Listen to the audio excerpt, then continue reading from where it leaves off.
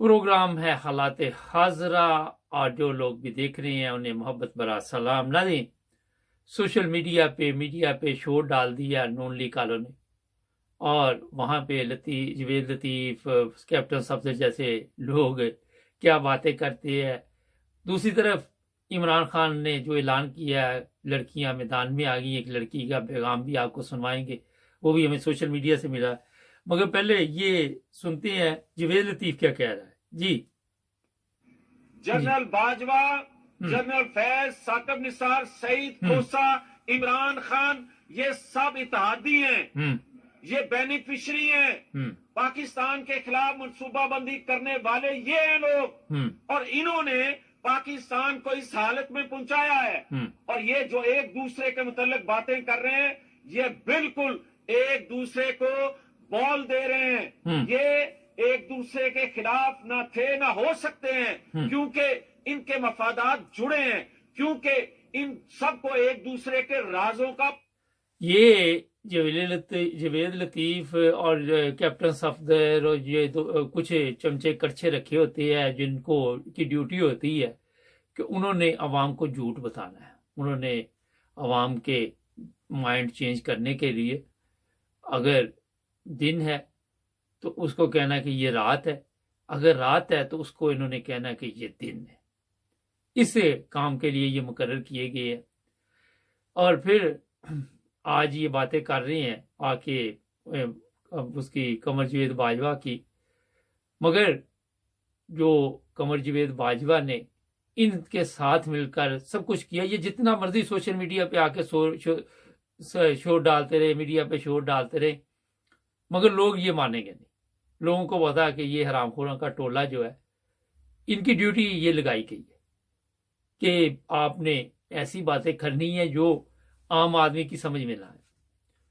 चंद एक जाहल होते हैं जो इनकी बातें सुनकर बल्ले बल्ले करने लग जाते हैं। फिर कुछ मीडिया के लोगों को इन्होंने खरीदा होता है, उनको कहा होता है कि आपने ये सवाल करना है। इसे कहते हैं फरमाइशी प्रोग्राम। आपके इल्म में है कि पाकिस्तान में, अब तो पता नहीं, एक वक्त होता था हम रेडियो पे सुनते होते थे फरमाइशी प्रोग्राम में, फिर अपनी मर्जी का वहां पे बताते थे कि फलां गाना सुनना किसी ने, तो वो फिर बकायदा तौर पर वो गाना लगाया जाता था। तो ये फरमाइशी प्रोग्राम मीडिया के जरिए पेश करने की कोशिश की जाती। दूसरी तरफ अब शऊर आ चुका लोगों में, और लोग जो है वो चाहते हैं कि हम एक आज़ादी की जिंदगी गुजारें। आज आप देखें पाकिस्तान में बिजली नहीं थी, पता नहीं कितने घंटे से कहीं पे आई है क्या नहीं आई। ये जो कुछ हो रहा पाकिस्तान में एक मुकम्मल सोचे समझे मंसूबे के तहत हो रहा। कल सबको पता था कि बिजली जो है वो सुबह गायब कर देनी है। इनको कोई फर्क नहीं पड़ता कि किसी का काम ना चले, जो भी है इनको इससे कोई फर्क नहीं पड़ता। ये खुश होते हैं कि ठीक है, ये तकलीफ में है, ये मुसीबत में पड़े हुए हैं, इसी में इनको इसी में रखो, क्योंकि थोड़ा सा भी इन्हें खाने को अच्छा मिल गया तो ये हमारे लिए मुसीबत बन जाएगी। कोई फर्क नहीं पड़ता, 3 दिन बिजली बंद कर दो पाकिस्तान की, आप वो ये चीज़ें न्यूज़ तक रखेंगे। बाकी कोई किसी के कोई इतना बड़ा पहाड़ नहीं गिरता, क्योंकि जब माशरा आदी हो चुका है मुसीबतों का, तो उनको पता है कि कोई हमारे लिए ये पहली दफ़ा कोई अजाब नहीं आया। रोज़ाना कोई ना कोई मुसीबत अजाब किसी ना किसी रंग में आ ही रहता है, तो वो भी फिर बर्दाश्त करना शुरू हो जाते हैं। कोई इससे फ़र्क नहीं पड़ता कि किसी के घर में चूल्हा चला है, किसी ने खाना पकाया है, किसी ने खुदकशी कर ली। आज भी उसी इलाके में जहाँ एक मियाँ बीवी ने खुदकशी की थी, एक और औरत ने खुदकशी कर ली। मियाँ मेरा बच गया, 2-3 बच्चे बच गए, 1-2 बच्चे ना साथ फौत हो गए, खत्म, कोई किसी को नहीं पता चला। अदालती निज़ाम है, आपके इल्म में है, वहाँ पे कराची में जिस तरह के फैसले आ रहे हैं वो भी सबको पता है। ये मैं इसलिए आपको बता रहा हूँ कि अगर आपके ज़हन में है कि जो वज़ीर आला बना है नया पंजाब का कायम मकाम वज़ीर आला, वो इमाम जो है वो कोई शोर शराबा करेगी, अवाम जो है कोई हल्ला गुल्ला करेगी, या उसमें कोई अखलाकी जुर्रत होगी उस वज़ीर आला में कि मुझे लोग पसंद नहीं कर रहे तो मैं रिज़ाइन कर दूँ। नो, उसको भी पता है कि जहाँ माशरा जो है बेशर्म हो चुका हो, जहाँ पे हुक्मरान जो है वो बगैरत हो चुके हों, गैरत मर चुकी हो। गैरत जब मर जाती है ना इंसान की, उसको कोई फर्क नहीं पड़ता कि क्या हो रहा है, कोई मर गया, कोई जिंदा है, कोई गर्क हो गया, कोई दफन हो गया, कोई भूखा मर गया, कोई बीमारी से मर गया, कोई सेहत पे असर नहीं पड़ता। और यही हालत पाकिस्तान में होती जा रही। एक और चीज़ है, जब रोजाना इस तरह के वाकयात होते तो लोग फिर कहते हैं यार हमारी किस्मत में यही है। आटे की लाइनों में लगे रहेंगे सारा दिन, उनको ये फिक्र नहीं होती कि, क्योंकि वो कहते हमारे बड़े भी लाइनों में लगे हुए थे, हमने भी लाइनों में लगना। भट्टे पे जो काम करते हैं उनको पता हमारे बाप दादा भी यही काम कर रहे थे। जो भी मजदूर है उसको पता मेरा बाप भी मजदूर था, कभी उसकी दिहाड़ी लगी कभी ना लगी, कभी उसने भी तब्दीली का नहीं सोचा। आप जाके बाहर निकलें, वहां से लोगों से चंद सवालात पाकिस्तान के कर लें।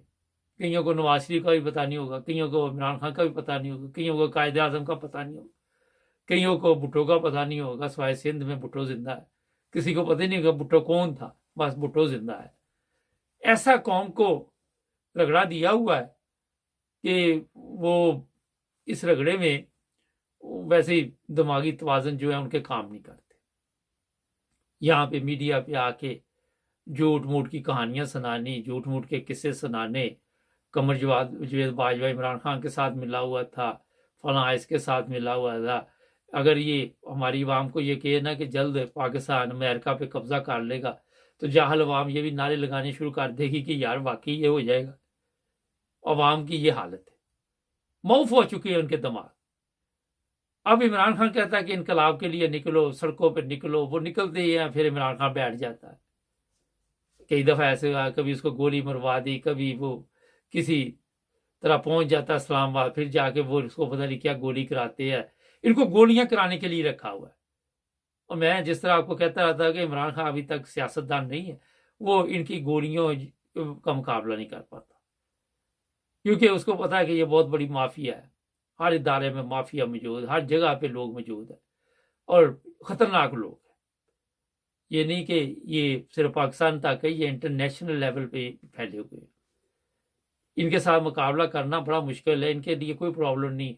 ये किराए के कातिल रखे हुए इन्होंने, वो पैसे देते हैं, बंदा देख ले ये क्या नाम है अरशद शरीफ शहीद हो गया, उस चक्कर देने के लिए अब चक्कर पे चक्कर दिए जा रहे, कभी अदालत को चक्कर, कभी किसी को चक्कर, कभी अदालत इस काबिल ही नहीं कि वो इनके फैसले कर। बेकार, वो जो फैसला ये लिख के भेजते वही होता। एक लड़की का सोशल मीडिया पे पैगाम है, आप वो सुनते हैं। इसको पाकिस्तान के अंदर आज पूरा दिन बिजली नहीं है, पूरे पाकिस्तान में बिजली नहीं है। जब ये खबरें हम सुनते हैं 2023 में, तो एक खुदारा एक नागुज़ीर गुजरती है ये चीज कि किस दौर में हम रह रहे हैं। ये वो लोग हमारे मुल्क के ऊपर मुसल्लत कर दिए गए हैं जो कि अब हमारे मुल्क की धज्जियां उड़ाना शुरू हो गए हैं। 2023 में किसी मुल्क की, पूरे मुल्क की इलेक्ट्रिसिटी कट जाना एक अचंभे की बात है, जो आप लोगों को पता होना चाहिए। एज ए ओवरसीज अपनी पावर यूज करें, निकालें अपने घर वालों को और निकालें तमाम पाकिस्तानियों को कि निकलो, ये वक्त है, बचाओ अपने मुल्क को इन लुटेरों से, इन गद्दारों से जिन्होंने मुल्क का बेड़ा गर्क कर दिया है। ये अरबों खरबों के मालिक हैं, इनको कोई परवाह नहीं होगी अगर ये लूट खाएं तुम्हारे मुल्कों को, इनके बच्चों को कोई परवाह नहीं होगी। मरेंगे तो हम गरीब, मरेंगे तो हम अवाम। आज ये वक्त है, निकलो और निकल के खड़े हो जाओ इमरान खान के साथ और अपने तमाम घर वालों को हदायत कीजिए कि निकलो बाहर। नाज़रीन, ये सोशल मीडिया से मुझे इस लड़की का पैगाम मिला, मैंने कहा आपको भी सुनाऊं। निकलो पाकिस्तान की खातिर। अब सबसे बड़ा जो मसला है कि निकलने से क्या फायदा होता है। अगर ये समझती है कि आराम से सुकून से हम कोई एहतजाज करेंगे, हम बाहर निकलेंगे और ये हरामखोर हमारी जान छोड़ देंगे, तो ये आप भूल ही जाएं। मेरी ये बात आप लिख लें कि आज़ादी आपको प्लेट में रख के नहीं मिलनी और अमन एहतजाज इसके ज़रिए आपको कोई आज़ादी नहीं मिलनी। जिस तरह मैंने अभी बताया कि जब ये बेशर्म लोग जो हमारे ऊपर हुक्मरान है, इनको कोई फर्क नहीं पड़ता। अब सारी रात पूरा पाकिस्तान सड़कों पे बैठा रहे पुरअमन तरीके के साथ, किसी को कोई फर्क नहीं पड़ेगा, कोई फर्क नहीं पड़ेगा। आपके वहां पे कुछ 100-50 मर भी जाएं तो कोई फर्क नहीं पड़ेगा। ये बहुत जालिम लोग हैं जो आप पे मुसल्लत हुए, और इनसे जान छुड़ानी मेरा ख्याल है कि इमरान खान के बस की बात भी नहीं है। इमरान खान देख लें, कोशिश तो करता है, मगर अभी तक उसके जैसे ही वो कोशिश करता है, कई गद्दार उसके आसपास पैदा हो जाते हैं। कई ऐसे हरामखोर वो लेके साथ चल रहा है जिसको उसको भी नहीं बेचारे को पता कि ये मेरे साथ हरामखोर चल रहे हैं। बाद में वही उसको नुकसान देते हैं। आपके इल्म में है कि ये जो अभी वजीर आला बना है, मुझे तो इतनी नफरत है, मैं उसका नाम भी नहीं लेना चाहता। उसके मतलब काफी दिन से मीडिया पे ये पहले बताया गया कि वो वजीर आला बन रहा। अब इमरान खान कहता है निकलो बाहर, सड़कों पे रोडों पे एहतजाज करो, ये करो वो करो। मैंने आपको मेरा कल भी बताया था कि ये एहतजाज करे, जो मर्जी करे, काफी जुल्म इन पे होगा। इतना जुल्म करेंगे ये लोग आप मिलके कि आप सोच नहीं सकते। अदालतें कुछ भी नहीं कर पाएंगी, अदालतों के फैसले गोल मोल होंगे, कोई पायदार फैसला अदालत नहीं कर पाएगी। ये हमारी बदकिस्मती है। जो लोग भी दूसरे मुल्कों में बैठे हुए वो भी परेशान है। मुझे कई दफ़ा यहाँ पे मुख्तलिफ ममालिक के लोग मिलते हैं जिनके मुल्क तबाह हो गए, जो बर्बाद हो गए। आज ही मुझे एक अफगानी मिला, मेरे ऑफिस आया हुआ था किसी काम के सिलसिले में। कहने लगा पाकिस्तान से काफ़ी बेहतर अफगानिस्तान होता जा रहा है, उसकी करेंसी मजबूत है, वो जल्द अज जल्द देखेंगे कि कितनी तरक्की करेगा अफगानिस्तान। ये मैं इसलिए आपको बता रहा हूँ कि वहाँ पे अगले दिन शायद कोई वहाँ का वजीर था, मुझे अब याद नहीं, वो खुद आटे की बोरी उठा के, या गंदम थी या आटा था क्या था, किसी बेवा के घर देने जा रहा था, साथ उसके मुहाफिज भी थे।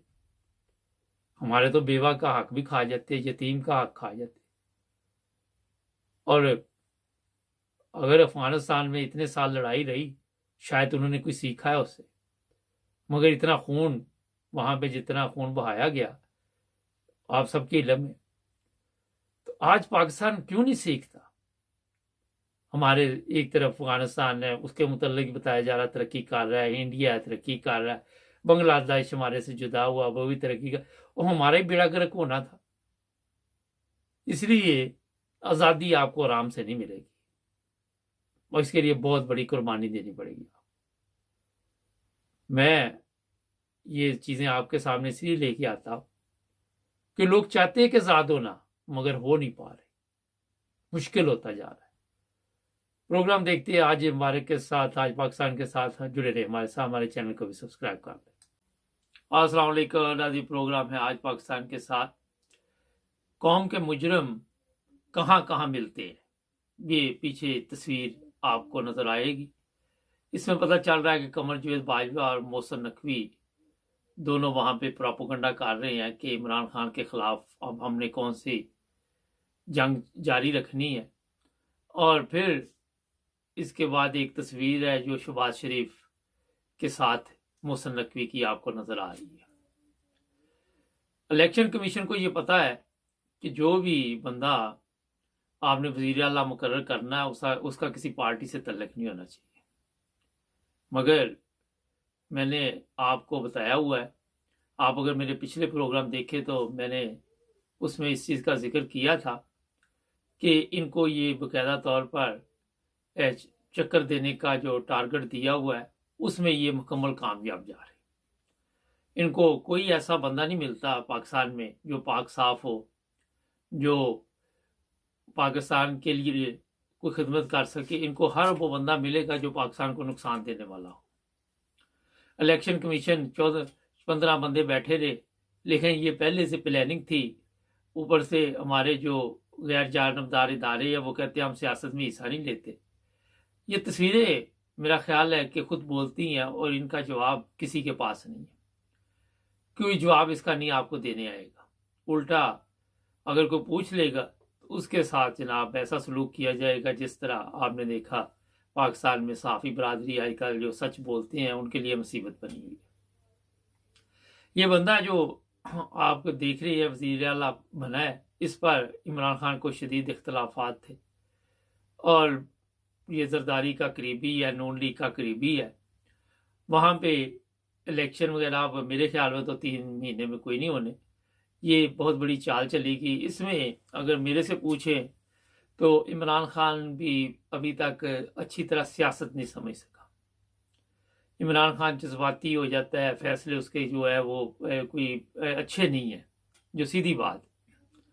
पहला फैसला तो ये है कि जब इन्होंने कौमी असम्बली से रिज़ाइन किए तो इन्हें फौरी तौर पर जज्बाती तौर पर इस तरह के फैसले नहीं करने चाहिए थे। पार्टी में मुझे नहीं समझ आई कि कोई भी समझदार लोग नहीं थे, किसी में भी इतनी समझ नहीं थी, अक्ल नहीं थी कि मशवरा देते, या ये हो सकता है कि इमरान खान किसी की बात नहीं मानता। जिस तरह पंजाब का वज़ीर आला उसने लगा दिया था अपने दौर में, आपके इल्म में है, उसको 12 दफ़ा बताया गया कि ये वज़ीर आला जो है इतना काम नहीं कर सकता, कामयाब नहीं है, मगर इमरान खान अपनी ज़िद पर अड़ा रहा।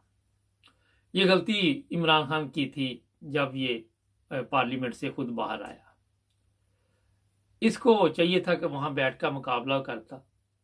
और दूसरी गलती जो अब इसने की वो ये थी कि पंजाब की जो लोग शोर डाल रहे थे कि ये असम्बली तोड़ दी जाएगी, टूट गई है, बड़ियाँ खुशियाँ मनाई जा रही थी, यहाँ पे इसे चाहिए था कि सबसे पहले अपनी पोजीशन जो कौमी असम्बली में है वो बेहतर करता।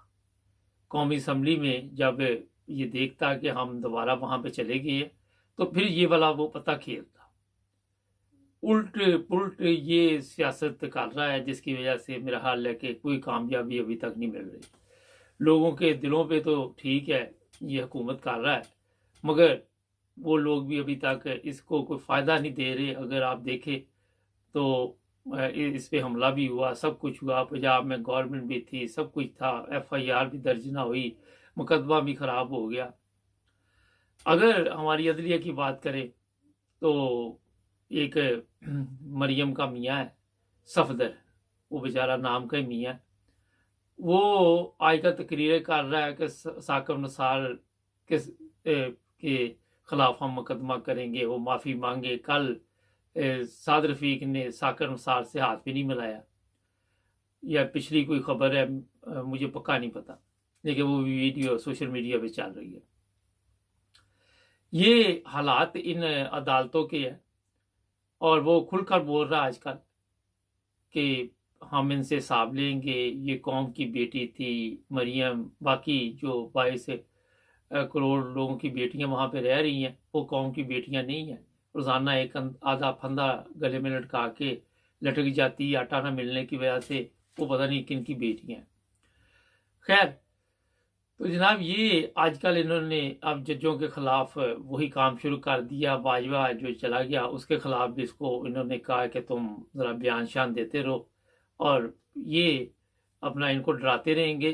असल कहानी ये है कि ये बयानात देने का मकसद ये है कि जो नया चीफ ऑफ आर्मी स्टाफ है वो भी इनके कंट्रोल में रहे और जो चीफ जस्टिस है वो भी इनके कंट्रोल में रहे। वो पहले ही कंट्रोल में, ये इन लोगों के खिलाफ ऐसे बयानात दिलवाते ताकि वो कहते हैं कि सुनाना धी नूं ते कहना धी नूं ते सुनाना नूं नूं, वो वाला हिसाब चल रहा है। और इसी तरह ये अदालतों को भी ये मैसेज देते हैं कि अगर आपने हमारे खिलाफ कोई कार्रवाई की तो वो जनाब आपको फिर हम ऐसा सबक दें कि मीडिया पे शोर डाल देते हैं। और तरीका वारदात यही है कि सब बारी बारी आएंगे वहाँ पे मीडिया पे झूठ बोलेंगे, सुबह से शाम तक ये झूठ बोलते हैं और कोई मकसद नहीं। अब ये जो साहब वज़ीर आला बने हैं, आप क्या समझते हैं कि ये बताया जा रहा है जब इमरान खान की गवर्नमेंट चेंज हुई तो ये इसका भी एक अहम किरदार था, इस बंदे का भी, इस पर कोई केस भी थे, फिर इसने माफ़ी भी मांगी, कोई पैसे भी वापस किए, कुछ इस तरह की भी चीज़ें सामने आ रही। जो मैं आपको बताना चाहता हूँ वो ये है कि इस जो माफिया में हम फंस चुके हैं उससे निकलना मेरा ख्याल इतना आसान नहीं जितना आवाम समझ रही है या इमरान खान समझ रहा है। इमरान खान क्योंकि हमारे बदकिस्मती एक और भी है कि सियासत किसी ने नहीं पढ़ी हुई, किसी ने ये कोई ऐसी चीज़ें नहीं समझी। ये नहीं कि इमरान खान है, दूसरे सियासतदानों ने भी, और झूठ सब बोलते हैं वहाँ पे। इमरान खान भी झूठ बोलता है, नवाज शरीफ बोलता है, शहबाज भी बोलता है, सब झूठ बोलते हैं। फौज की आला क़यादत भी झूठ बोलती है, अदालतें भी झूठ बोलती है। एक सिस्टम जो है हमारा वो झूठ पर चल रहा है। कई लोग हमें कॉमर्स में ऐसी चीज़ें लिख देते हैं, तो मेरा ख्याल है कि हम ना तो फौज के खिलाफ हैं, हम इस सिस्टम के खिलाफ हैं जो सिस्टम पाकिस्तान में चल रहा है। हम जब दूसरे मुमालिक में जाते हैं, पाकिस्तानी जितने भी है, तो वहाँ पे आप देखते हैं कि लोग किस तरीके के साथ ज़िंदगी गुजारते हैं, किस तरह लोगों के पास बिजली, पानी, हर चीज़ है, सड़कें हैं, खुराक है, आटा है, हर चीज़ है, मगर आज तक हमें ये चीज़ें नहीं मिल सकी। इसकी वजह यही है कि जितने ये सियासतदान आके यहाँ पे आपको रोज़ाना कहानियाँ सुनाते हैं, वो मुकम्मल झूठी होती है, हकीकत कुछ नहीं होती। और आपके इल्म में ये भी मेरा हाल होगी बात कि इनमें से कोई अपनी गलती नहीं मानता, कोई एक बंदा भी अपनी गलती मानने के लिए तैयार नहीं। हर बंदे की जो गलती है वो दूसरे पर डाली जाती है। और आपने देख लिया कि अब नून लीग में भी इंतशार फैल चुका है। एक और चीज़ का मैं इजाफा कर दूँ, न्यूजीलैंड की वज़ीर आज़म उसने कह दिया कि मेरी उम्र ज़्यादा होगी, मैं अब खिदमत नहीं कर सकती कौम। मेरा 42 साल 43 साल उसकी उम्र है। हमारे देख ले, ये शहबाज शरीफ कैंसर का मरीज़ है, ये जब से वज़ीर आज़म बना बीमार भी नहीं हुआ। जैसे ही इसके ऊपर कोई केस बढ़ना, इसने आपको किसी हॉस्पिटल में मिलना, किसी ऐसी जगह पे जहाँ पे डॉक्टरों ने भी कहना कि जनाब ये बहुत सीरियस बीमार है। ये नहीं कि ये सियासतदान झूठे हैं, डॉक्टर झूठे, वकील झूठे, माशरा झूठा, सब शर्म हो चुकी है, सच बोलते नहीं है और सच बोलने की जरूरत भी नहीं किसी के अंदर। जो सच बोलता है उसको भी उधर हमारे कॉमर्स में भी कई लिखते रहते हैं, ऐसे लोग हैं, उनको भी बस यही होता है कि आपने क्यों सच बोल दिया। भाई अगर आप बताइए कि मुल्क तरक्की कर रहा है तो फिर कुछ उधर लिखे कि जनाब वहाँ दूध और शहद की नहरें बहने वाली हैं या अगले 1 साल में बहेंगी, अगर किसी को आटा नहीं मिल रहा तो मिल जाएगा। बजाय इसके वो भी बुज़दिल हमें, बजाय कि हम एक काम कर रहे हैं सच पे बातचीत करते हैं, वो भी आके झूठ लिखना शुरू कर देते। तो मैं पढ़ के कई दफ़ा मुझे हंसी भी आती, कई दफ़ा इन गिदड़ों पे अफसोस भी होता कि इन गिदड़ों की वजह से आज पूरे मुल्क की जो हालत हुई है वो आप सबके सामने। तो इस तरह मैं सिर्फ ये कह रहा था, ये बुज़दिलाना चीज़ें ना वहाँ पे लिखा करे, सिर्फ सच लिख दिया करे, वो आपकी बड़ी मेहरबानी है। अगर आपका पहले ज़मीर गवारा करे कि यार ये वाकई में सच लिखने लगा हूँ। तो ये एक ग्रोह जो पाकिस्तान पर इस पर काबज़ हो चुका है, इससे मेरा नहीं ख्याल कि पाकिस्तानी अवाम बगैर इनकलाब के जान छुड़ा सके। कल जब मुझे ये खबर पता चली, मुझे बहुत दुख हुआ, बहुत तकलीफ़ हुई और मेरे दिल में भी ये ख्याल आया कि ये मुल्क ठीक होने वाला नहीं है। हो सकता है ये मुल्क मेरा ख्याल इसीलिए बना था कि यहाँ पे सब इसी तरह का सिस्टम चले। हो सकता है कि जो कुव्वतें इस मुल्क के पीछे लगी हुई इसके ऊपर बात करने के लिए, वो कल को इसके 3 हिस्से कर दें। अब लोग तो बड़े कहेंगे अल्लाह रहम करे, ऐसा ना हो, मगर मशरकी पाकिस्तान भी तो अलहदा हो गया था, फिर हमने क्या कर लिया था वहाँ पे। जो आइन आप लेके फिरते हैं उस आइन की किसी को समझ नहीं आती। हर बंदा आइन की खिलाफ वर्जी कर रहा है और वो डाल दूसरे पे रख के उसने आइन की खिलाफ वर्जी की। तो देख रहे हैं कि कितने दिन ये सिस्टम चलेगा और कितने लोग अभी इस जालिम सिस्टम की जो है वो सज़ा भुगतेंगे। कब तक हमारे चीफ ऑफ आर्मी स्टाफ, हमारी अदलिया जो है इन लोगों को कुर्बानी का बकरा बनाती रहेगी और कब तक ये बनते रहेंगे। हमारे चैनल को सब्सक्राइब कर ले, जुड़े रहे हमारे साथ। अस्सलाम वालेकुम नाज़रीन, प्रोग्राम आज मुबारक के साथ अब्दुल कयूम साहब हमारा साथ देंगे। स्वीडन से पाकिस्तान में बेचैनी बढ़ रही है दिन ब दिन और इस तरह की हमारे पास भी इतला है कि अनकरीब हालात ऐसे हो जाएंगे कि लोग एक दूसरे से चीज़ें छीननी शुरू कर देंगे। पाकिस्तान खाना जंगी की तरफ जा रहा है। इमरान खान कोशिश तो कर रहा है, मगर जिस तरह आपके इल्म में है कि एक तरफ सब चोर मिले हुए हैं, एक तरफ इमरान खान अकेला है और उन्होंने इमरान खान को घेरे में लिया हुआ है। इस वक्त अपनी मर्जी की क़यादत ले आते हैं, जिस तरह कल भी आपके इल्म में या पंजाब के वज़ीर आला अपनी मर्जी के ले आए और अदालतें और ये सब कुछ उनके कंट्रोल में है। एक चीज़ का मैं इजाफा कर दूँ, पिछले दिनों चीफ इलेक्शन कमीशन ने चीफ जस्टिस से आधे घंटे की मुलाकात की थी। और मैं अपने कई प्रोग्रामों में आपको बता चुका हूं कि इतनी बड़ी माफिया है कि इनसे जान छुड़ानी बड़ी मुश्किल है। इसी सिलसिले में चलेंगे स्वीडन और पूछते हैं अब्दुल कयूम साहब से कि क्या देख रहे हैं आप आने वाले हालात को। जी सर। मुबारक साहब, आपने जो कहा बिल्कुल सच कहा, इसलिए कि ये पाकिस्तान, हमने बहुत अपने प्रोग्रामों में एक बात दोहराई है कि पाकिस्तान नहीं चल रहा, 75 साल से नहीं चल रहा। वो पाकिस्तान जो अपनी जबान भी उसकी अपनी नहीं है, वो उधार लेके अंग्रेजों की जबान इस्तेमाल कर रहे हैं, जबकि दुनिया की कौमें अपनी जबान इस्तेमाल कर रही हैं। जहां हमने जनरल उधार लिए, शुरू में बेशुमार अफसर उधार लिए पाकिस्तान चला, वहां पे जबान भी उधार ली और 75 साल चल गए, किसी ने पूछा नहीं, वही चल रहा है। आज पाकिस्तान, ये देनदारी की बात है आपने खुद बहुत प्रोग्रामों में हमने बोला, बहुत सारे पाकिस्तान के जो काबिल लोग हैं, जो फिक्रमंद लोग हैं, जो पाकिस्तान के मुस्तकबिल के बारे में बातें कर रहे हैं, वो कह रहे हैं कि पाकिस्तान का मुस्तकबिल बहुत तारीख हो चुका है। इसलिए कि जैसे आपने कहा, माफियाज पाकिस्तान को 10% माफियाज कंट्रोल कर रहे हैं, 90% अवाम उनके नीचे दबी हुई है और हर चीज उनके कंट्रोल में है। जहां अवाम सड़कों पे आई, उनको मार पड़ी, बच्चों, औरतों, मर्दों को मारा गया। पाकिस्तानी यानी पाकिस्तान ही के अदारों ने उनको मारा, पाकिस्तानियों को मारा।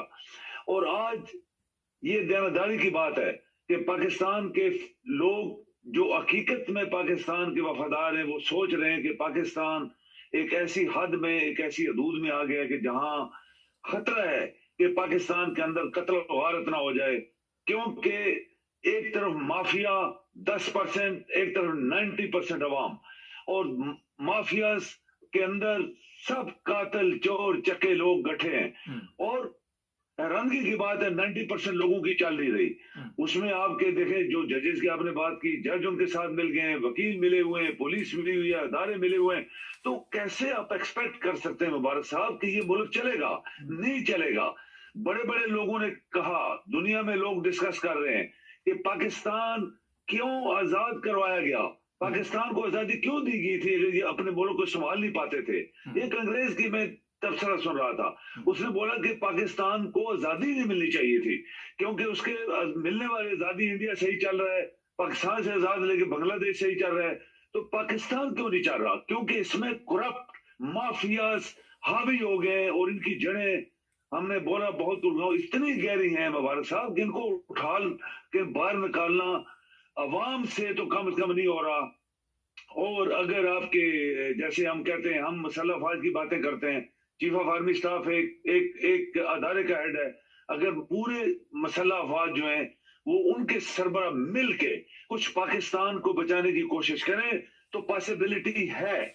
जजेस इनके अपने बंदे हैं, वकील इनके अपने बंदे हैं, अदारों के सरबरा इनके अपने बंदे हैं, चीफ इलेक्शन कमिश्नर की मनहूस चेहरा जो है पाकिस्तान के खिलाफ काम कर रहा है।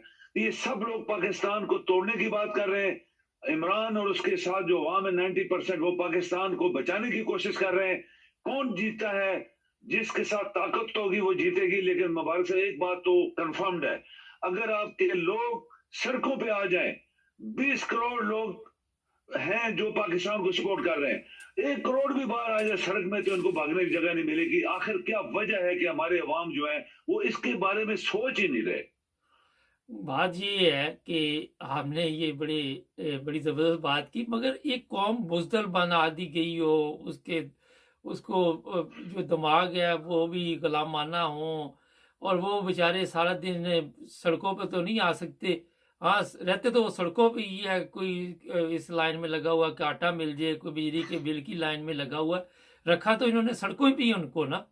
मगर ये भी सियासतदान आपस में बात करते हैं कि इनको इनकी औकात में रखो अवाम को, तो फिर ये हमारी काबू में रहेंगे। तो एक बुजदल अवाम किस तरह इतने 10% माफिया का मुकाबला कर सकती है, ये जरा बताइए। ये सही बात है, बुजदिल अवाम 10% माफिया का मुकाबला नहीं कर पाई। 75 साल से यही लोग आ भी रहे हैं। और आप देखें कि इनका बैकग्राउंड देखें, ये लाहौर के माफिया जो हैं, इनका बैकग्राउंड देखें, इनका वालिद कौन था, और ये चौथी दफा वजीर आजम बनने के ख्वाब देख रहा है, जो दुनिया का करप्ट तरीन इंसान है, जिसको 3 दफा वजीर आजम की पोस्ट से करप्शन पे निकाला गया, इसको भी, बेनजीर को भी।